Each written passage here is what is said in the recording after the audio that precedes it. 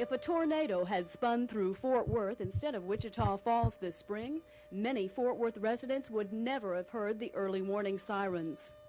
Rapid city growth and an antiquated siren system have been a cause of worry for Fort Worth civil defense directors.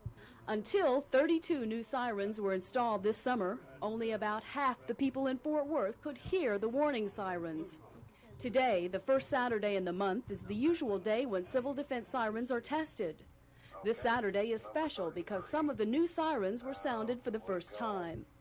Fort Worth Mayor Woody Woods supports the civil defense system and was on hand to flip the main switch activating the sirens. All the new sirens have not been hooked up yet. Within 10 days, Fort Worth will have 62 operational warning sirens. This will allow 85% of Fort Worth residents to be forewarned in case of disaster. Yes, ma'am, this is Captain Luke with Fort Worth Tarrant County Civil Defense Unit, and we want to check and see if you heard your siren. After the test, only 2 of the sirens were found defective.